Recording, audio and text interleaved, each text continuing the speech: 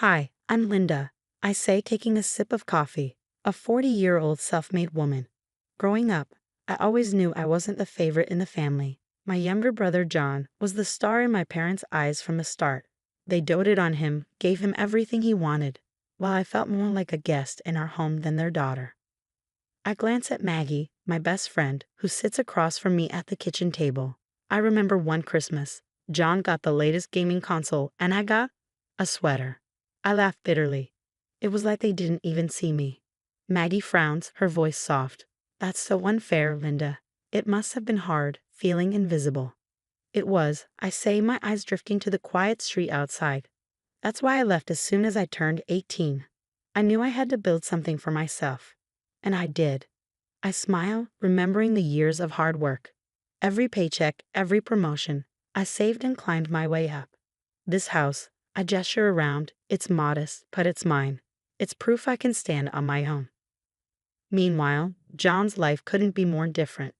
Despite all the coddling, he dropped out of college, drifted from one failed venture to another. Now, jobless and with children from different partners, he's moved back in with our parents, relying on their constant bailouts. Maggie shakes her head, a mix of sympathy and frustration on her face. Let me guess, they're still making excuses for him. Exactly, I sigh, the familiar bitterness rising in my chest. It's always about how John needs more help, more chances. They never stop to think that maybe it's their endless rescuing that's kept him from growing up. Our conversation is interrupted by the ringing of my phone. I glance at the screen. It's Mom. I brace myself before answering, already knowing what this call is about. Linda, we need to talk about John. Mom begins, her voice tense. He's gotten himself into trouble with child support. He owes over $3,000, and if he doesn't pay, he could go to jail. And you're calling me because I ask, though I already know the answer. We need your help, Linda, she pleads. We've done everything we can, but we're out of options. I feel that old pang of resentment. So you want money. It's not just money, Mom counters, desperation creeping into her voice. It's your brother's freedom. I take a deep breath, the weight of years of being second best pressing down on me. Mom, I've worked hard for everything I have. John has never had to struggle because you've always cleaned up his messes. There's a heavy pause, thick with unspoken accusations and disappointments. Are you really going to let your brother go to jail? Mom asks, her voice a mix of guilt-tripping and hope. I'm sorry, Mom, but I can't. I won't. My decision is clear, my voice firm. John needs to face the consequences of his actions. I have my own life, my own responsibilities. The call ends with a strained goodbye, leaving me with a swirl of emotions, anger, relief, and most of all, a sense of peace for finally standing my ground. Maggie reaches over, squeezing my hand in silent support. You did the right thing, Linda, she says. It's time they realize you're not their emergency fund. I nod, grateful for her understanding. It's just hard, you know. I know, she replies, her smile warm and reassuring. But you're doing what's best for you, and that's what matters. Not long after the phone call, there's a knock at my door. When I open it, I'm met with the tense faces of my parents. I let them in, knowing this isn't going to be a casual visit. Linda, we wouldn't ask if it weren't serious. Dad begins, his tone grave. John could go to jail. I cross my arms and lean against the wall. And how is that my problem, Dad? Why is it always me who has to fix things? You're his sister, Mom cuts in sharply. Family helps family. I let out a bitter laugh. Family helps family? That's rich coming from you. Where was that help when I needed support? Mom's eyes narrow. We did everything we could for you. Really? I challenge, my voice rising. Because all I remember is being sidelined the moment John was born. The air thickens with old grievances as Dad tries to mediate. Let's not rehash the past. We're talking about now. John needs help. And what about what I need? I counter, my frustration growing. I've been saving that money to pay off my house for my future, something I've built on my own. Dad's voice softens. We know you've worked hard, Linda. We're proud of you, but your brother. Stop, I interrupt, anger surging. It's always about John. What about me? Don't I deserve to feel secure in my own life? You're being selfish, Mom accuses, and the sting of her words cuts deeper than I expected. After all we've done for you. All you've done? I snap. You mean ignoring me unless it was convenient? You've never once considered what I might need. The conversation escalates quickly, voices rising, emotions raw. You want me to bail him out? Just hand over the money I've worked years for. No, I won't do it.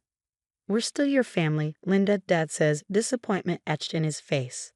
How can you turn your back on us? I stare at them, my heart pounding.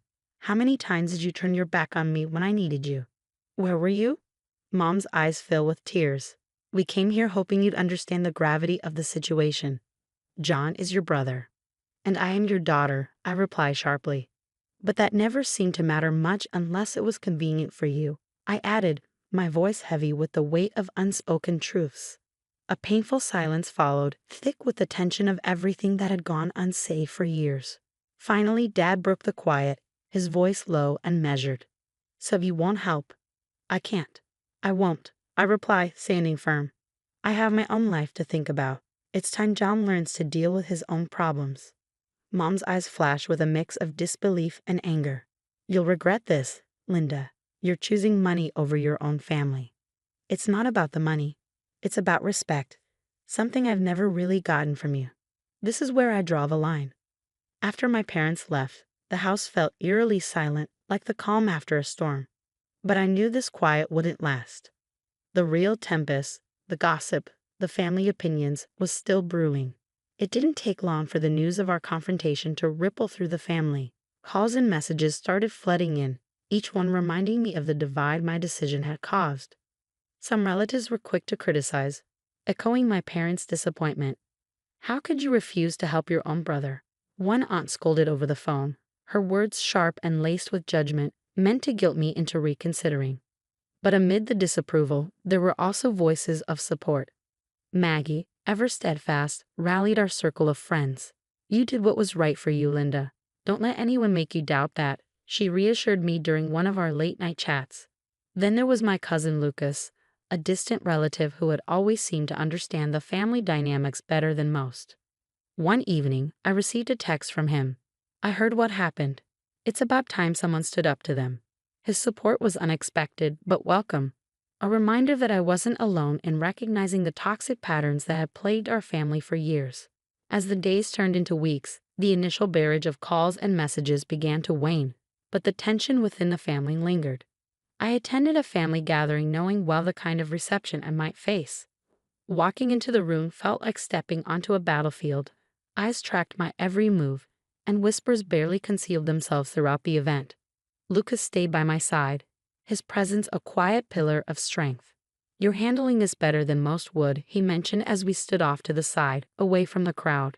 I have to, I replied, for my own peace. In the weeks following the family gathering, I focused on building a healthier, more balanced life. I knew that maintaining the boundaries I had set with my family would be crucial, not just for my peace of mind, but for my own growth. I started therapy, a decision sparked by the resurfacing feelings of guilt and abandonment after the confrontation with my parents. Sitting in a therapist's office, I opened up about my childhood, the favoritism, the neglect, and how it had shaped my relationships. It sounds like you've always been the responsible one, the one who had to take care of herself, my therapist noted, her voice gentle but probing. That's exactly it, I said, the realization dawning on me. And when I finally said no, it felt like I was breaking some unspoken family rule. We often internalize these roles, she explained, but breaking free from them can lead to significant personal growth. Her words were empowering, helping me understand that my worth wasn't tied to how much I sacrificed for others, especially when those sacrifices were never reciprocated. Meanwhile, John's situation worsened.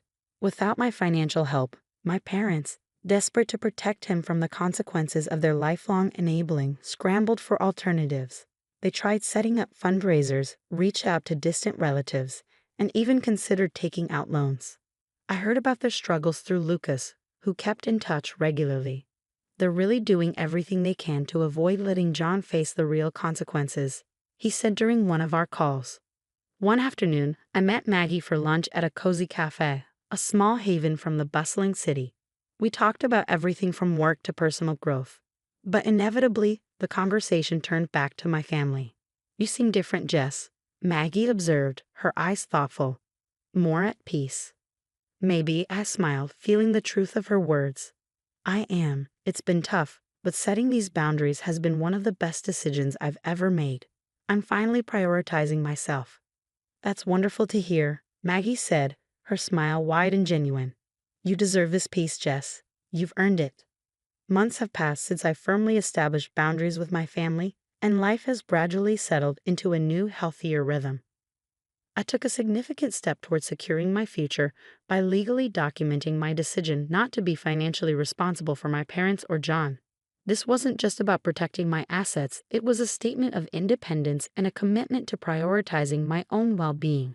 Despite these safeguards, news of John's ongoing struggles and my parents' worsening financial and health issues still made its way to me, mostly through Lucas, who remained my connection to the family dynamics without pulling me back into old, unhealthy patterns. One evening, I hosted a small gathering at my home. The room was filled with warmth and laughter, a stark contrast to the family gatherings I used to dread. Surrounded by the friends and allies who had supported me through my hardest moments, I felt immense gratitude. Maggie, ever the supportive friend, raised her glass during a toast. To Linda, for showing us the strength it takes to choose oneself, even when it's hard. The room echoed with cheers, and I felt a surge of pride. These people, my chosen family, understood my journey, respected my decisions, and celebrated my victories as their own. They had been there through the setbacks and challenges, offering comfort and solidarity. As the evening wound down, I found myself at my favorite spot by the window, gazing out at the city lights. The peaceful night offered the perfect backdrop for reflection. I thought about the boundaries I had set and the sense of peace they had brought into my life. It's true what they say, sometimes the hardest boundaries to establish are the ones that ultimately set us free. This realization wasn't an ending, but a beginning. A new chapter in which I could live authentically and unapologetically, prioritizing my well-being and happiness. My relationship with my family might remain strained, but I had found a way to thrive outside the constraints of those old dynamics. As I turned from the window, I felt a quiet triumph swell in my heart. This wasn't just my new normal. It was a hard-earned victory, a testament to the resilience and determination that had guided me through the darkest times. The story of Linda comes to a close. One of overcoming and setting boundaries that we hope resonates with many of you. Now we'd love to hear from you. Do you believe family obligations should always take precedence over personal well-being? Or is it sometimes necessary to put yourself first in order to truly help others? It's a deeply personal and often controversial topic, so please feel free to share your thoughts and experiences in the comments below.